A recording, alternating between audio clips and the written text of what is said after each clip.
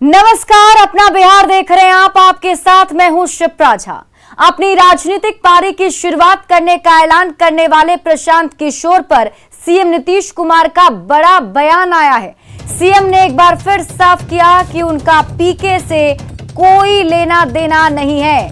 Media के सवाल पर नीतीश कुमार ने तस्वीर साफ कर दी। उन्होंने कहा कि उनको कोई लेना देना नहीं है। बिहार आ गया है, राजनीति करने की बात कर रहे हैं।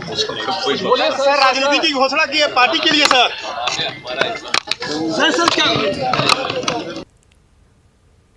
दरअसल प्रशांत किशोर अब तक चाणक्य बनकर नेताओं को चंद्रगुप्त बनाने की कोशिश करते रहे, लेकिन अब वो खुद चंद्रगुप्त की भूमिका में आने की तैयारी कर चुके हैं। वो पाटलिपुत्र यानी पटना की गद्दी पर कब्जा जमाना चाहते हैं। पीके के प्लान का पाटलिपुत्र का ब्लूप्रिंट कुछ इस तरह से है, जो हम आपको ग्राफिक्स के जरिए समझाने की कोशिश करते हैं। पीके ने राजनीति में आने का प्लान बना लिया है। पीके ने अपनी पार्टी का नाम भी तय कर लिया है, जिसके मुताबिक पीके की पार्टी का नाम जन सुराज जैसा हो सकता है। संभव है कि पीके की पार्टी का नाम जन सुराज यानी जेएसपी हो। वैसे असली नाम तो पीके ने अपने दिमाग में तय ही कर लिया होगा। 4 मई को प्रशांत किशोर प्रेस कॉन्फ्रेंस करेंगे। प्रेस कॉन्फ्रेंस में भावी एक्शन प्लान का खुलासा करेंगे। तब तक वो गैर सियासी लोगों से मिल रहे हैं। कल उन्होंने पटना यूनिवर्सिटी के छात्रों से मुलाकात की। सूत्रों के मुताबिक प्रशांत किशोर ने छात्रों से कहा कि वो राजनीतिक पार्टी बनाने जा रहे हैं। सूत्र ये भी बता रहे हैं कि वो जल्द ही बिहार के भ्रमण पर भी निकलेंगे। इसके साथ ही विधानसभा चुनाव लड़ने की योजना भी बना रहे हैं।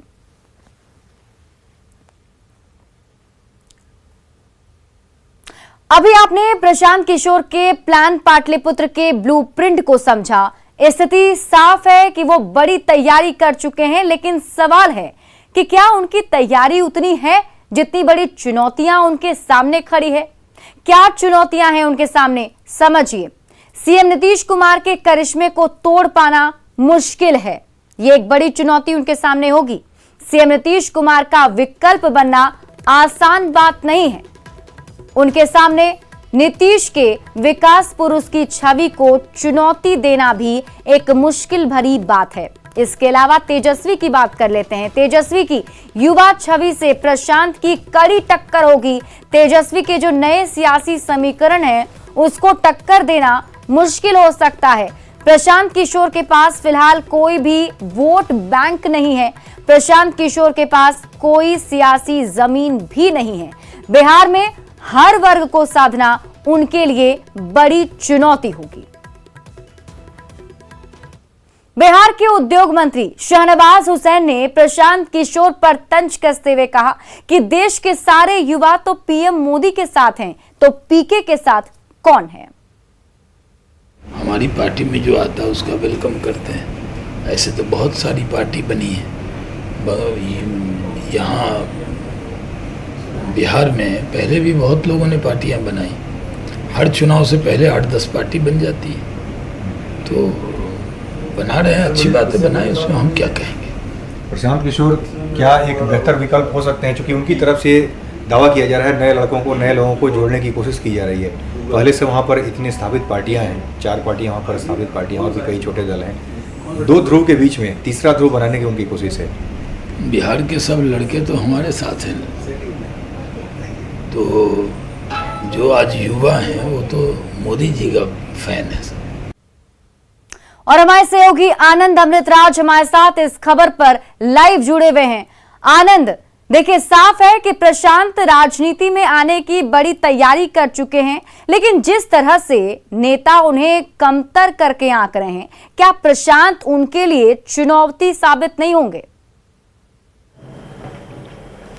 देखिए, बिल्कुल आपने सही कहा, चुनौती हो भी सकते हैं, क्योंकि प्रशांत किशोर एक बड़ी तैयारी करने के लिए बिहार पहुंचे हैं और एक बड़ी तैयारी में हैं और पूरे बिहार का दौरा करने वाले हैं, जमीनी हकीकत जानने वाले हैं। और उन्होंने कहा भी था कि युवाओं के साथ साथ गैर राजनीतिक दलों के लोगों से भी उनकी मुलाकात होगी, यानी कि खुलकर पहली बार सक्रिय सियासत में प्रशांत किशोर बिहार में आ चुके हैं और आने वाले समय में उनकी गतिविधियां काफी बढ़ने वाली है। और सबसे महत्वपूर्ण बात देखिए और दिलचस्प बात, नीतीश कुमार से सवाल पूछा जाता है तो बोलते हैं कि छोड़िए ना, उनके बारे में हमको क्या कहना है। जबकि कुछ दिन पहले ही मुख्यमंत्री नीतीश कुमार से जब प्रशांत किशोर को लेकर सवाल पूछा गया था तो प्रशांत किशोर के बारे में बोले कि उनसे मेरे काफी अच्छे संबंध है, उनसे बातचीत होती रहती है, मुलाकात होती रहती है। लेकिन जैसे प्रशांत किशोर बिहार में पहुंचते हैं और राजनीतिक रूप से पार्टी बनाने के साथ साथ राजनीतिक सक्रियता बढ़ाने की बात कहते हैं, नीतीश कुमार से जब वो सवाल पूछा गया तो वो कन्नी काटते हुए दिखे।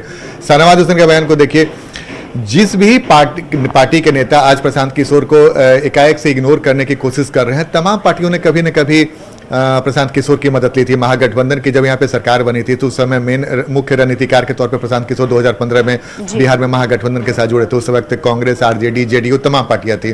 2014 के लोकसभा चुनाव में यहीं पे आनंद सवाल ये भी उठता है कि प्रशांत जो थे वो कभी जेडीयू के एक बड़े नेता रह चुके हैं और अब सीएम बता रहे हैं कि प्रशांत से उनका कोई लेना देना ही नहीं है। तो क्या लगता है आपको, क्या सच्चाई इतनी ही है?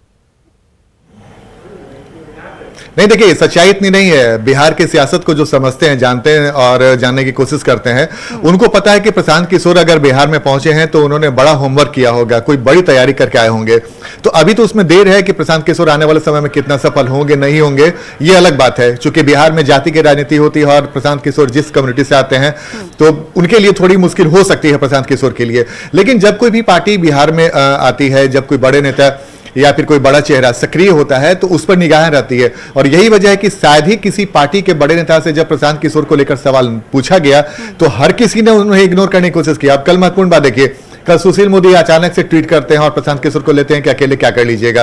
तो कई ऐसी बातें हैं, अगर मान लीजिए प्रशांत किशोर की कोई अहमियत नहीं है तो तमाम पार्टियों के रिएक्शन जिस तरीके से आ रहे हैं तो कहीं ना कहीं कुछ न कुछ तो इशारा कर रहे हैं। देखिए, मैं ये नहीं कहता कि प्रशांत किशोर आएंगे तो बहुत बड़ी क्रांति कर देंगे बिहार की सियासत में, लेकिन उनकी कोशिश है कि बिहार में वो सक्रिय भूमिका में रहेंगे और उनकी नजर 2025 के विधानसभा चुनाव पे है। लेकिन उसके भी पहले लोकसभा चुनाव भी होने वाला है और प्रशांत किशोर कुशल रणनीतिकार भी माने जाते हैं।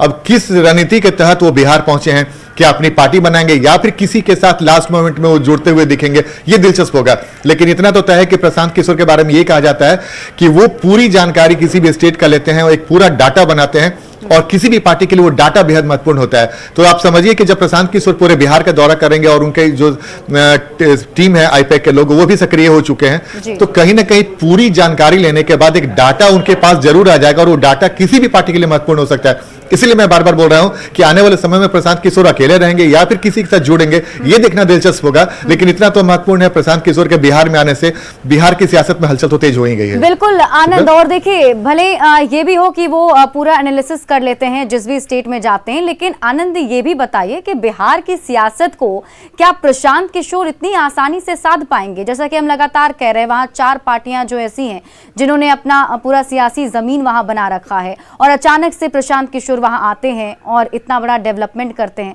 तो क्या ये आसान हो पाएगा उनके लिए? देखिए, बिल्कुल आपने सही कहा। बिहार में जितनी भी क्षेत्रीय पार्टियां हैं सबके पास अपना कोई न कोई खास जातीय समीकरण है। अभी तक आरजेडी को एमवाई समीकरण की पार्टी मानी जाती है, लेकिन अब तेजस्वी यादव को जब बोचहा में जीत मिली तो उन्होंने दावा किया है कि अब हम A to Z की पार्टी होने वाले हैं और सवर्ण समुदाय के लोग भी उनकी तरफ झुकाव रखते हैं। आज की तारीख में अगर आप जेडीयू को लेकर चलिएगा तो ये माना जाता है कि लौकिक समीकरण वाली पार्टी है और दूसरी पार्टी जातियों को भी साधने की कोशिश, महिलाओं को और अति पिछड़े समाज के जो जातियों को साधने की कोशिश कर रहे हैं। बीजेपी की तरफ से अगर आप कहिएगा तो बीजेपी का दावा है सवर्ण हो, वैश्य हो या फिर अति पिछड़ी जाति के जो लोग हैं वो उनके वोट बैंक माने जाते हैं, जैसा कि बीजेपी का दावा है जी। तो 3 महत्वपूर्ण पार्टियां, सबके पास कोई न कोई ठोस जातीय समीकरण है। वैसे में प्रशांत किशोर का आना और उनके समीकरण को तोड़कर एक नया समीकरण बनाना इतना आसान नहीं होगा, क्योंकि जब मैं आपको बार बार बताने की कोशिश कर रहा हूं कि बिहार में जितनी भी पार्टियां हैं उनके जो नेता हैं, प्रमुख नेता हैं, वो सब पिछड़ी जाति के नेता के तौर पे जाने जाते हैं। और बिहार में जब जाति की राजनीति होती है तो सवर्ण समुदाय के लोग कई बार हाशिए पे नजर आते हैं और उसी कम्युनिटी से प्रशांत किशोर भी आते हैं। तो मैंने बिल्कुल आपसे जो कहा है जी। प्रशांत किशोर के लिए राह आसान नहीं है, क्योंकि जातीय समीकरण और जाति की राजनीति के लिए माहिर माने जाने वाले बिहार में किसी भी नए पार्टी के तौर पे आना, लोगों के बीच में अपनी पैठ बना लेना आसान नहीं होता। और अब इंतजार बस 4 मई का होगा जब वो ऐलान करेंगे, प्रेस कॉन्फ्रेंस करेंगे और उसके बाद देखना होगा कि वो किस तरीके से अब जनता के सामने आते हैं। बढ़ते आगे, प्रशांत किशोर के सियासत में आने के ऐलान से बिहार की राजनीतिक पार्टियों में हलचल सी मच गई है। नेताओं ने पीके पर हमला तेज कर दिया है, लेकिन पीके पर हमला बोलने के चक्कर में पूर्व डिप्टी सीएम और बीजेपी नेता सुशील मोदी ने मांझी और पारस की हैसियत बता दी। उन्होंने ट्वीट कर कह दिया कि बिहार में बीजेपी, जेडीयू, आरजेडी और कांग्रेस को छोड़कर किसी पांचवें दल का कोई अस्तित्व ही नहीं है। सुशील मोदी ने क्या लिखा, हम आपको ट्वीट दिखाते हैं आपके टीवी स्क्रीन पर। जो अभी आप ट्वीट देख पा रहे हैं, ये सुशील मोदी का ट्वीट है। देखिए, इसमें उन्होंने लिखा कि प्रशांत किशोर के नए प्लान पर सुशील मोदी ने लिखा है कि बिहार में मुख्य धारा के 4 दलों के अलावा किसी नई राजनीतिक मुहिम का कोई भविष्य नहीं है। लोकतंत्र में किसी को भी राजनीतिक प्रयोग करने या दल बनाने की पूरी आजादी है, इसलिए देश में सैकड़ों दल पहले से हैं। अब इस भीड़ में यदि कोई अति महत्वाकांक्षी व्यक्ति एक नई नहर बनाना चाहता है तो इससे सदाबहार नदियों को क्या फर्क पड़ेगा। अब सुशील मोदी के ट्वीट पर उनके सहयोगियों ने दबी जुबान पर आपत्ति जताई है। वहीं विपक्ष ने भी ट्वीट कर कड़ी प्रतिक्रिया दी है। सुशील कुमार मोदी जी ये मान के चल रहे हैं कि उनकी सरकार जिनके बूते चल रही है, जैसे जीतन राम मांझी जी की पार्टी हम है या छोटे पासवान जी की पार्टी रालोजपा है, ये पार्टियां खत्म हो जाएंगी। सुशील मोदी जी का बयान 16.15 आना सही है। सुशील मोदी जी ने सही कहा कि ये 4 पार्टियां ही बिहार में सरवाइव करने वाली है, आगे रहने वाली है।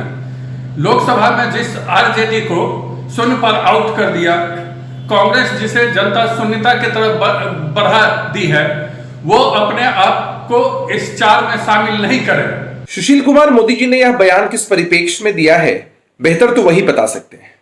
लेकिन हमारा ऐसा मानना है कि अगर किसी भी इंडिविजुअल या किसी भी संगठन को जनता वोटों के माध्यम से ताकत देती है तो हम उसे दरकिनार नहीं कर सकते। देखिए, बिहार में कुछ बड़े दलों के राजनेता आजकल छोटे दलों पर अनाप शनाप टिप्पणी कर रहे हैं, लेकिन वो भूल रहे हैं कि जिस दल की राजनीति वो कर रहे हैं वो भी दल एक वक्त कभी छोटा रहा होगा, इसलिए किसी को कम आंकने की कोशिश ना करें।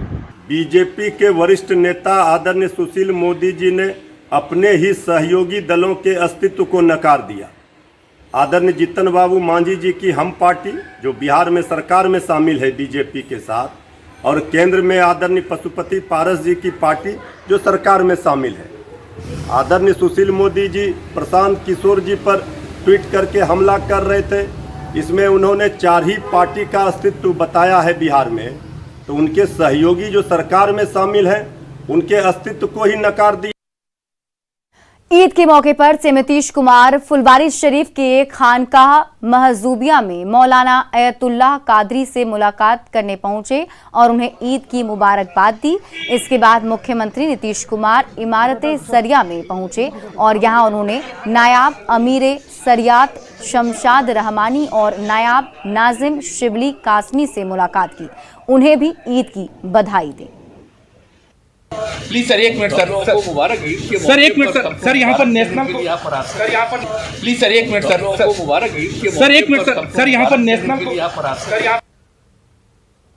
आज भगवान परशुराम की जयंती है और इस अवसर पर भूमियार ब्राह्मण एकता मंच की ओर से पटना के बापू सभागार में एक कार्यक्रम का आयोजन किया गया है। भगवान परशुराम भगवान विष्णु के अवतार बताए जाते हैं, लेकिन बिहार में भगवान को भी जातीय आधार पर बांटने की राजनीति हो रही है। सियासी फायदे के लिए नेता भगवान को भी जाति विशेष का बताकर उससे वोट बैंक का हिस्सा बना रहे हैं। बिहार में भगवान परशुराम पर हो रही सियासत पर बीजेपी ने ऐतराज जताया और कहा कि भगवान को जाति में बांटकर उनकी महत्ता को कम करने की कोशिश की जा रही है। हालांकि आरजेडी और जेडीयू ने भी भगवान को बांटने का विरोध किया है। देखिए, जब कोई पुरुष जाति और धर्म से ऊपर उठकर अपने समाज और देश के लिए काम करते हैं, तब जाकर वो महापुरुष होते हैं। और ऐसे महापुरुषों को किसी जाति और धर्म के दायरे में बांधना एक राजनीतिक दुष्टीकरण के अलावा कुछ नहीं है। ठीक उसी प्रकार से ईश्वर भी हमारे एक ही हैं भाई, चाहे वो राम हो चाहे वो अल्लाह हो। जब प्रकृति ने भेद नहीं कभी किया, ना हवा ने भेद किया, ना चांद और सूरज ने भेद किया, तो हम और आप कौन होते हैं? हाँ, ऐसे लोगों के लिए चेतावनी है जो समाज को बांटने का प्रयास कर रही है, जो धार्मिक ध्रुवीकरण की राजनीति करती है। चेत जाए वो लोग, अभी भी वक्त है, अन्यथा आपको अंजाम भुगतना पड़ सकता है। अपने राजनीतिक स्वार्थ की पूर्ति के लिए पहले तो महापुरुषों को जातीय बंधन में बांधा, अब तो भगवान को भी जातीय रस्सियों से बांध करके रखना चाहते हैं ऐसे स्वार्थी लोग। जातीय बैनर के तले जयंती मना कर करके ये भगवान की महत्ता को भी कम करते हैं, महापुरुषों की महत्ता को भी कम करते हैं। वो तो विश्व कल्याण के लिए बने होते हैं, न कि जाति कल्याण के लिए बने होते हैं। ऐसे स्वार्थी तत्व बाज आए। इस तरह के आयोजनों से न पीछे लाभ किसी को मिला है, न आगे लाभ मिलने वाला है। भगवान तो सबके हैं और भगवान के जन्मदिन मनाने का अधिकार सबों को है, लेकिन भगवान को लोग जिस रूप में याद करते हैं, जिस राजनीतिक चश्मे से लोग देखते हैं, जनता ऐसे लोगों को समझती है, ऐसे लोगों के बारे में बखूबी जानती है। भगवान पर सबका सामूहिक रूप से एकाधिकार है, लेकिन कुछ लोग हैं कि भगवान को अपने चश्मे से और अपने पार्टी के दृष्टिकोण के हिसाब से देखते हैं, जबकि ऐसा नहीं है। बिहार में शराबबंदी कानून का सख्ती से अनुपालन करवाने के लिए प्रशासनिक अमले से लेकर सरकार तक लगी हुई है, लेकिन शराब तस्कर अपनी हरकतों से बाज नहीं आ रहे। ताजा मामला पटना से है, जहां कपड़े की बोरियों के नीचे शराब की तस्करी की जा रही थी, जिसका भंडाफोड़ किया गया है। मद्य निषेध विभाग की टीम ने 500 शराब की पेटियां जब्त की। यूपी नंबर के ट्रक से बिहार शराब लाई जा रही थी। अधिकारियों के अनुसार शराब की कीमत 40 से 50 लाख के बीच है। इस बड़ी कार्रवाई का जायजा लिया न्यूज 18 संवाददाता संजय कुमार ने। जिस बिहार में प्रशासनिक अधिकारी से लेकर मुख्यमंत्री तक शराब के खिलाफ अभियान में लगे हों, वहां पर अब भी शराब की तस्करी जारी है। और ये हिमाकत नहीं तो और क्या है।